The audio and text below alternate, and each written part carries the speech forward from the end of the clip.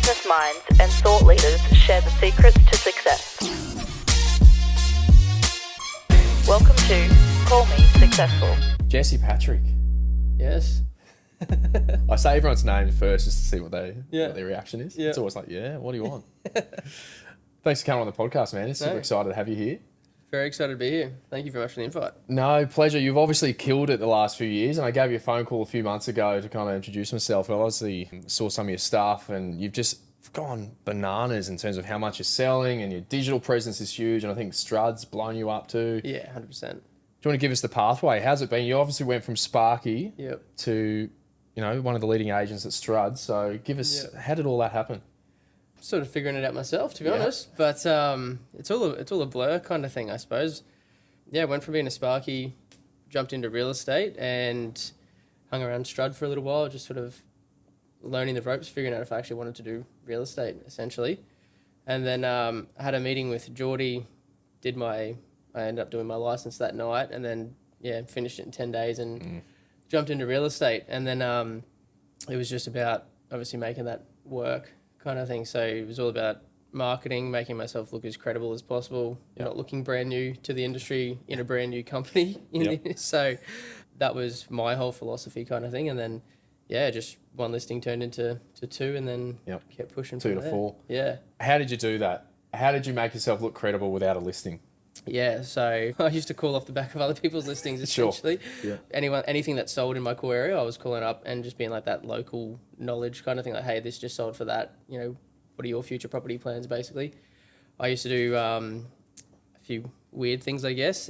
Saturday had no open homes, obviously, so I used to drive around the area, and as soon as I got my business cards, and anyone that was on the side of the road, I used to just pull over and be like, hey, how you doing? I'm just an agent in the area. And they'd be like, nah, leave me alone. Like, what are you doing? Like, with the broom. Creep. But I'd just be like, take the card, not looking to get your business or anything like that. Just take the card, and they would take it because they want me to leave. So then I'd just keep driving around. I'd spend a couple of hours doing that. Yep. And then I actually used to go up to the coffee shop and buy like 10 cappuccinos and pay it forward and say can you give out 10 business cards with the next 10 coffees? Just little things like that. And then in terms of marketing, I used to do like flyers once every 4 weeks, because that's just what I was comfortable spending. And it's just that whole consistency builds trust kind of thing. So it wasn't obviously anything about what we sold, because we hadn't sold anything. So it was just value adds, essentially. And then when we got our first listing in Carolee, which was the video that you've seen on Instagram, we sold that for 1.35. And then from there, obviously leveraged off that. Yeah, that's so cool. I think you've been really innovative, and just even hearing that's cool. Obviously, you've got to think outside the box, and you can't just, sell with me. I've got all this experience, and you can't sell that. So it's like, what else can you add? And it's value, it's, customer service, it's the drive, the will to, I'm going to do everything I possibly can for you. Yeah. To touch on that video, that's half the reason I reached out. I think you've been so humble about it as well. Like, you've gone from, obviously not from zero to what you are now, almost 50, almost one a week. Yeah, 52 sales in the last 12 months. It's huge. Which is good. But you played it so humbly the whole time. I shouldn't say played. Like, you obviously are generally just like a country guy. Is country the right word? Semi-rural, I guess. Semi-rural. Maybe not country. What's the backstory of you? How did you actually... So you went from Sparky. How long did you do that for? 8 years. Yeah, okay. And then what made you make the jump? So it's not something I speak about too much, to be honest. Okay. So I actually lost my job. So it's not something I've really spoken about until the last couple of weeks, because I just get a churning feeling in my stomach, sort of feel real sick about it. But I used to do a lot of night shift. So Joel Dennis, who's my co-agent now, we actually work together at a train maintenance depot. So used to do heaps of night shift, heaps of fatigue, made a mistake on night shift, ended up losing my job kind of thing. Yeah. Then I was presented with essentially a fork in the road. I was going to either had a job lined up to go and do exactly what I was doing at another location, or I was going to go in a totally different direction. And for me, it was a massive decision, because I was like, well, I feel like it's happened for a reason, and I don't want to just go back into doing the same thing, because then that's my life kind of thing. Or I can try this thing that I'm interested in. Nan and Pop, they did a lot of development and stuff like that, which we never really knew of growing up, but found out later on. And then, I'd seen that Jordan had just started the business. Yep. My little brother, Toby, Strud Marketing, they were just starting Strud Marketing at that time as well. So I was like, I wouldn't mind having a bit of a career change and seeing what I can do in this industry.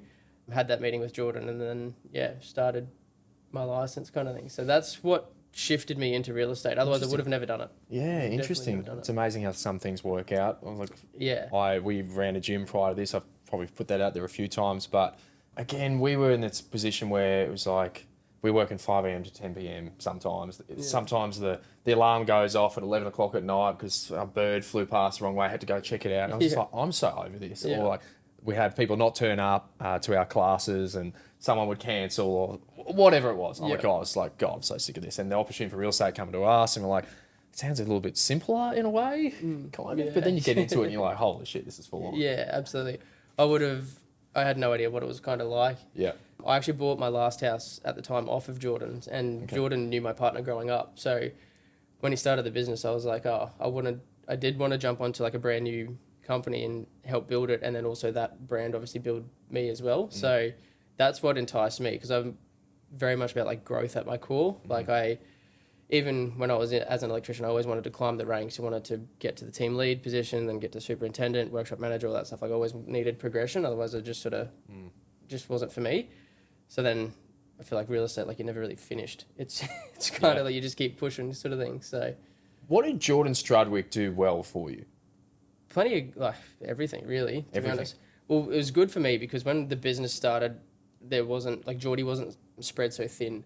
So I actually took him to all my appraisals at the get-go and just learnt everything off of him. Like any negotiations, he would tell me what to say. I'd literally go say it and it would just happen. But yeah, there's heaps of guidance, like, and all the marketing and everything like that. It all pretty much, a lot of it came from Jordan. He was like, I think you should do this. Obviously, whatever you're comfortable doing in terms of losing my job and not really having any sort of income, you know, do what you will with it, but this is what I think you should do. Like, market's having a downturn. This is where people are going to peel back on their marketing. You need to double down. Yep. At the time, I'm like, holy dooly, like, what do you mean I need to double down? Like, I'm not even getting paid kind of thing. Yeah. So, and I remember I used to go home to my partner, Shanae, and I'd be like, oh, you know, I think I might put on an associate.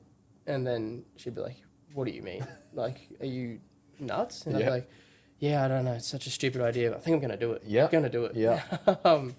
And then that worked out well. But yeah, Jordan, he just gave me a whole heap of pointers along the way, like, you know, do this, say this. And then I'm very much like a big believer in like, tell me to do something once or learn something once. Like, I'm not going to ask you how to do it again kind of thing. And Jordan was the one that said to put Liam on, my first associate. I put Liam on. I think it's a good time for you to do it. And then obviously having Liam on, he's an absolute goat. He's unreal. He's so good. Shout out Liam. Yeah, shout out Liam. And then he obviously helped my business. You know, two of us doing twice the work. How far into your real estate career did you take on an associate? Like, what are we talking? I became a lead agent in September. Yep. I think Liam started in March. Yeah, nice. Like okay. So, yeah. So that would have been a pretty scary payment over, I'm guessing, like 1,000 a week plus. Yeah. It was definitely, well, I'd never obviously had an employee before that. And then, I'm not really getting any comps because for me, my first 3 or 4 sales, they were all like 90, 120 day settlements. So I'm like, come on, like throw me a bone, like give me something. And then as those started to come through, it was a bit of relief kind of thing. And then it just opened, it sort of switched my mindset. That's probably one thing Jordan did for me, actually. Just switch my mindset. Like, why are you only limiting yourself to this? Like, you can do this. And at the start, like, I used to go home and be like, I think you might be a bit delusional. Like, I'm not too sure. But then, like, definitely started to understand and be like, I can actually do this. And it's just a factor of fear that stops most people from doing it. And I think that applies to anything in life or business as well. Definitely. I'm massive on this. I think that conversation of fear is a big thing that I'm doing. If you've seen any of my stuff, I've obviously put myself out there a bit and try and throw a few jokes, and sometimes it can go left or right. Hopefully, usually it's, you know, it's pretty good, but it's something that a lot of agents, I think, just can't get over, is that fear of judgment, fear of failure, fear of whatever it is they've got going on in their own head. And I think it shows you have put yourself out there pretty quickly, as you said, and you obviously got a good media team because they do a great job. Like, they're clean and their edits are good, and I think a lot of the time real estate agents get the credit for what the media guys are actually doing behind the scenes. Like, fucking nice video. Like, oh. You're just the face of it. So, but well done. I think, how big's marketing for you? Like, obviously being on the camera, I've seen you a lot. Is it a big part of the game plan? Yeah, absolutely. Like, it's your online resume, essentially. Like, people are are looking at what you do, how you carry yourself. You're always on show. Like, yeah, you're constantly being judged, and that's obviously where the fear comes from of putting yourself out there. But like, I'm not an enthusiastic. Well, I wasn't an enthusiastic person by any means. Like, I was a blue collar tradie where it's like it's not cool to be enthusiastic. That's interesting. It's like, you know, go do your job kind of thing. But yeah. Lots of our like first videos, like I always got told like, stop sounding so depressed kind of thing. Like get your energy out there, because by nature I'm a pretty big smart ass. Like I actually like having a joke and having a laugh, and We would 100% get along. yeah, absolutely. So that was just getting that to come out on the camera. Yeah. Which we do now. Like if we go to a video, like I notice my mood shift. Like I get excited. I'm like, oh yeah, sweet. Like we'll have some fun with this. Yeah. We did one the other day where Joel and I are in like a theatre room, and I was like, you know, I'll have some popcorn, and then you go to reach it, I'll take it away from you, and then at the end we do a bit of a blooper where I put my hand on his hand. It's just a bit of fun with it. We just came from an appraisal, and a lady said that she's coming to look at that house because of that video. She's like, I cracked up for ages. So yeah, it was always a conscious effort to do the marketing. You know, a lot of people, I've heard a few conversations in the last week saying, what's the point? Like, when no one's going to get a seller from social media. But is that true in your case? No, definitely not. I have had multiple people that have literally just, reached out through Instagram, Facebook, all that sort of thing. Yeah. And it just shows it works. Yeah. Well, we obviously do the marketing and stuff like that. So I spend about $400 a week running ads through Facebook and Google. Nice. And those forms come through, and they're all seller leads, inquiries. And we've listed multiple from those properties. Like the first one was a $1.35 million house. The second one was 1.34. The next one was 725, I think. And then the next one was 1.4. So they're like, in my mind, I'm like, okay, well, marketing's paid for itself for the next X amount of years. It's free. Girl math. It's free, and I'll keep doing it because it's working. Yeah, 100%. It sounds like you're really good at reinvesting. I think a lot of people actually, what I've seen in the real estate world, they are kind of scared to take on the associate, a bit worried, like, I don't want to give reins off to other people. I want to keep it in-house, and I'll do it myself. They don't want to spend on social media because they can't see the relevance. They want to just go DLs and all the drops. And do you still do traditional marketing? Yeah. Yes, I do DLs now once a week, just because can't spray and pray kind of thing. You have to do it all in what's the word, conjunction with each other. So do flyers, the digital marketing. We've got billboards like in our areas. Like I'm just constantly trying to get more billboards in that area. It's just, you know, it's relevance. Like if I'm the guy that's in the letterbox all the time, despite that those flyers get picked up and thrown in the bin, I'm very aware of that. But when they go into sell, they're like, oh, we'll get the guy that's always in their letterbox kind of thing. Yeah. So yeah, I do all forms of marketing. That was a big thing. Like we have, you know, like some of my closest mates, they have that fear of letting go for sure. I was talking to one of my other mates the other day. He's a totally different industry, and I was like, you need to let go to get some of your time back, to spend your time in that dollar productive zone, because otherwise the growth is limited. Totally agree. So what drives you, I suppose? Like you might get to the point where you're doing 100 homes a year and you might be able to retire at 35 and go, I'm done. Yeah. But good. Well, if you're good. What drives you? What gets you out of bed? Numbers a lot drive me. Cool. Like not dollars or anything like that, but like statistics. Like they really drive me. Yeah. Like I always had goals of like what GCO I wanted to do, how many homes I wanted to sell, all that sort of stuff. That's probably a big thing for me. But just constantly growing, and then now it's got to the point where I'm able to have like an effect on like the people I put on. Like Joel's one of my best mates, and he's wanted to get into real estate since he was 18. So me taking that leap inadvertently inspired him to jump into real estate and be like, yeah, I can do this kind of thing. And now teaching him the ropes and knowing that his life is literally going to change. Like it's going to be tipped on its head, and he'll go out on as his own agent at the end of the year. And yeah, his mindset has already changed from when we've had conversations in the past. It's so much more is possible now. Yeah, I think there's that negative notion about real estate. Like, oh, I'm going into real estate. Everyone kind of goes, oh, don't do that. Yeah. Oh no, you're going to lose family. Yeah, the biggest one is family. Like, one is family that say that. That was probably the most difficult part. You know, you go to people, you're having a conversation. They're like, oh, what do you do for work? I'm an electrician. They're like, oh, great trade, mate. Like, good on you. Yeah. And you go to people, I'm a real estate agent. It goes quiet. Yeah, turn the head sideways. Like, how can I get out of here? Yep. And the biggest people who say that are like family all the time. And it's because they're worried about you and they want to protect you and all that sort of stuff. But biggest one for me was always like, oh, you know, at least you can always fall back on your trade. And it's like, well, I don't want to fall back. I want to fall forward, and I don't want to have to rely on that. Literally interviewed a guy the other day, and he said, yeah, I've been getting that a lot, talking about going into real estate, and he's an electrician as well. So Yeah. yeah, you get that all the time. What do you say to someone on the fence? Like, I know a few people that have seen what I'm doing. They're like, oh, geez, it looks cool. It'd be good to get in and do that sort of thing. But I don't know if I've got it in me. Yeah. Plumbers, electricians, all of it. So what's your advice to young guys and girls coming through that are like just teetering on the edge?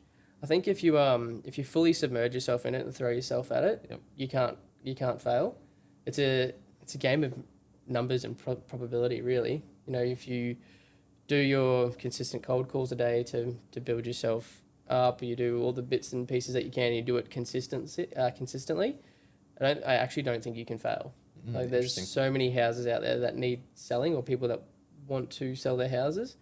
As long as you're consistent with it, like, you're going to get a run on it. You can't fail as long as you stick to it. Do you think there's a certain personality works better than others? Or is it all numbers, all calls? I don't really think like a certain personality works best, to be honest. You see some of the biggest agencies and agents in Australia aren't the most sort of out there sort of people. Yep. I think it's just conversations. Like, you just need to be having conversations. Like, you definitely need to be someone who keeps yourself accountable and, you know, can push yourself, and you don't really have anyone that's, you know, riding you in real estate, because it's what you do, what you're going to get out of it. So it's up to you how well you want to do. And that's probably the beauty of it as well. It's like it gives you that flexibility in terms of like your life. You mold your day around yourself, but I don't think it requires a certain personality. No. I think your background being a footballer, rugby, probably gives you that bit of like community guy about you. Yeah, I think being like very rugby league at heart, and then electrician as well. Yeah. Definitely Just a helps. bloke. Yeah, definitely makes you relatable. Yeah. Like, I used to drive a '79 Series Land Cruiser when I first started. So literally driving around like just a ute. Whenever I'd pull up at people's houses, they'd want to talk about the ute for half an hour, and then we'd go inside and be like, oh, so like, you know, you want to list the house? I was, yeah, I want to list the house. Yeah, 100%. absolutely. Please, I need to upgrade the ute. Yeah. But it definitely makes you more relatable, I found, for sure, because 9 out of 10 conversations I'll mention that I'm an electrician for sure, and people are like, oh, what do you mean you're an electrician? And then it's just it's that whole, it's not bricks and mortar, it's people and personalities and relationships. So Well said. It's so important, I think, to have that relatability aspect. And most people from real estate haven't done just real estate. They've had a previous background. I think a lot of construction get into real estate as well. Yeah. We got 7 electricians at Strud. Yeah, wow, there you go. I don't know why. We might start an ebook on that. Yeah, you should. Yeah, tradie to number 1. But yeah, I was doing deadlifts. So that was my relatable thing. Like, I was kind of I say physio, but I wasn't. I was kind of like a overqualified exercise scientist sort of thing. Yeah. So I rub a lot of knees and fix a lot of backs. And that's like, oh, well. And then that starts the conversation of, while you're here, would you mind actually? I'm like, oh, I shouldn't have brought it up. Yeah. All the time, while you're here, can you change this light bulb? Sure. No, I can't. Yeah, my brother's a plumber, and he cops it. I think every Friday to Sunday he tries to, so he just sits down for a second. Yeah. It's like, and then he gets a phone call, hey, mate, you mind coming over and just fixing the toilet, please? Yeah. No, definitely not an ideal job. Yeah. So in terms of actually where you sell, so you're that Ipswich area. Yeah, focus on Carolee. Yeah. Barallan Point, Corona Downs. Yeah, awesome. Area, so why didn't you go to the big city? Why didn't you go Broadbeach, Brisbane? Gold Coast wasn't really an option for me at the start. I don't think. Like, my uncle lives down there, and he always said to me, why don't you come sell down the coast? But I thought about where I wanted to sell that pretty heavily. That was one of the questions Jordan asked me when he asked if I wanted to start. He was like, where do you want to sell? And in my mind, I was like, I didn't even know that was a thing. But my brother and I were shooting, hoops at Nans one day, and I was like, where do you reckon I should sell? Like, I can't stand in front of a 300 or 400 square meter house and genuinely be excited by it kind of thing. And that was the thing for me. I was like, I need to genuinely be able to like get excited about the house. I can't just fake that. And then we grew up on 3 acres, so Toby was like, what have you thought about Carolee? Obviously the house prices are high, and then it's an acreage area. You love that sort of thing. You want to live on acreage. So I was like, actually, that's a pretty good shout. Like, I think that's a really good idea. And then, mentioned that to Jordan. Jordan was like, let's run it. And now you've got, 50-acre property? Yeah, that's out at Hakesley, yeah. Yeah, so that's a lot of land. Is that your biggest? Yeah, definitely. How do you get a 50-acre property over the line, which is, what, half an hour from here? Yeah, Yeah. 35, 40 minutes from here. So given the timeline, we ran an auction program. Okay. Auction campaign because we needed like that end date to really drive people through. Mm-hmm. Like open homes definitely aren't half an hour. You definitely need a bit of time, but it's just building value. I think we broke down each dwelling on the property and what value that adds kind of thing. Yep. It's not going to relate to everyone kind of thing, but at least that way you can build the value in the product to then show someone where the value is. So most of the properties we sell, like my team, pretty much all of our houses are like bang on an acre. Yeah, sure. So a property like that, where do your buyers come from? Like you obviously can throw it on REA and you can throw a social media video out there. Yeah. Do you find a lot of it you actually are having conversations with buyers potentially that aren't interested in it that you might think, hey, well, have you considered maybe bigger, or like where do they actually come from? Yeah, definitely. We do see a lot of interstate buyers like Sydney and Melbourne moving up, definitely. Also seeing a lot of people from Brisbane coming a bit further out.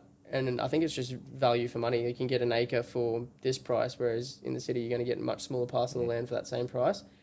And I think people are really realising it's like Carolee and Ipswich as a greater region actually isn't that far out, especially through COVID. You know, people didn't have to go to the office every day of the week. So you can have that home office, work from home. But if you look at, Jordan probably mentioned this, if you look at Parramatta's proximity to Sydney, it's exactly the same as Ipswich to Brisbane. And price is obviously very different, but the value for money out here is bringing a lot of our buyers from Brisbane for sure. I actually had this conversation with my wife the other day. It's like, it just feels like even in 50 years' time, so we've got Springfield out here, which is huge, but then there'll be another satellite city which grows and it's close to Springfield, so that will go up. And it's like, Australia is so vast, there's so much land still available. And if we look at America and all these other countries that are just so dense, and what if we have, 28 million people for for the size of our continent, it's huge. And it's like, there's going to be endless potential in real estate in Australia for, I don't know, centuries? Yeah. There's heaps of uncapped land. Where would you go if you could invest anywhere? Obviously, we'll say in your area, but let's say that's not allowed. Yeah. Anywhere in Australia, where are you investing? Curveball. Yeah, I'm probably biased to the Gold Coast. That's where I want to be in. I want to be living on the coast in a couple of weeks. Couple weeks. Jeez, couple years. Yeah. Yeah. I'm probably biased to down the coast. Definitely, but. Myself and a few others at Strud at the moment, like we've got an investment property at North Ipswich. So we've got 3 houses all side by side. We're doing a DA on that at the moment for a development. So it already had zoning for a 10-level high rise, and that was the enticing thing about that for us. So going through council at the moment, should lodge by the end of the year hopefully to do 90 units, and then we'll just sell it with the DA in place. So in terms of like investment, there's a lot of good investment opportunities in Ipswich. Old Queenslanders that haven't been touched for years and years, and you do a quick cosmetic reno on it, you can flip them pretty quickly. It's one of those things, if you can kind of get away the emotional attachment to it and just see the potential. Yeah. Ipswich is massive. Like I was at one of your properties the other day. Oh, yeah. Yeah, that's right. Yeah. Which I was saying is it's increased by 45% in price over the last 12 months, that area. It's just wild. It's growing quicker almost than anywhere. Yeah. Well, I actually sold my investment property. Shouldn't have done this, but I looked at what it's worth now. Oh, no. I sold it in February 23. Yeah, February 23. I sold it to do all the marketing in real estate. And I looked at it on the way here, actually, and it was like $770. I sold it for $615. So hurts, but it did what it was meant to do. Exactly. Got you in the door, made you money. Yeah.